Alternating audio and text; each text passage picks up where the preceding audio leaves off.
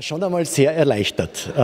Dadurch, dass wir gestern den Startverzug hatten, ist man natürlich zwangsläufig etwas nervös.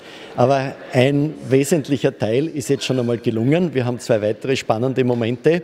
Der nächste wird heute um 14:05 Uhr sein, wenn OBSAT freigesetzt wird.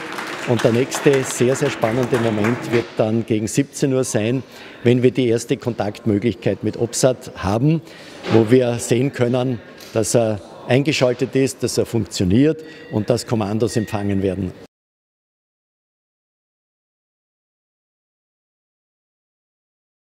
Zunächst einmal wird die Rakete zur Startrampe vom Integrationsraum gebracht. Es wird also mit einem Fahrzeug hingefahren. Das Integrationsgebäude wird dann weggeschoben, dann wird es in die Startrampe gebracht.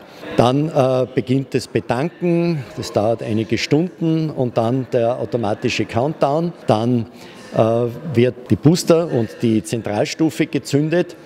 Das läuft einige Minuten. Dann werden die 4 Raketenstufen, die seitlich an der Sojus-Rakete angebracht ist, weggesprengt. Dann brennt die Zentralstufe.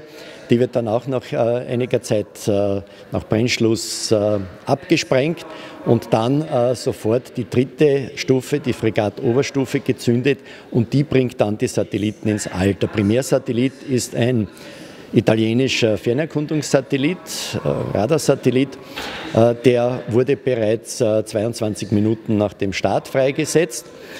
Dann wird die Oberstufe mehrmals gezündet und bringt dann den 2. Passagier, das ist der Cheops, also ein Astronomiesatellit, an dem auch das Institut für Weltraumforschung beteiligt ist. Der wird dann 2 Stunden später ausgesetzt und etwa 4 Stunden nach dem Start wird dann OBSAT und noch 2 andere kleine Satelliten aus Frankreich ins All gebracht.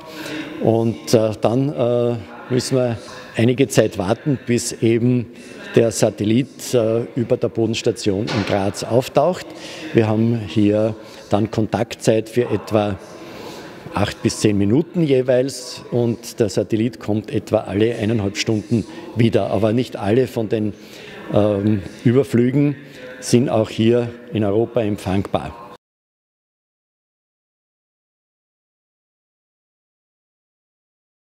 Wir haben 2 wesentliche Experimente vorgeschlagen, die auch an Bord sind. Das eine ist ein Empfänger, der frei programmierbar ist, um Störsignale auf der Erde zu lokalisieren und zu detektieren, damit man weiß, in welchen geografischen Bereichen gewisse Funkfrequenzen eben für so Kleinsatelliten weniger gut geeignet sind.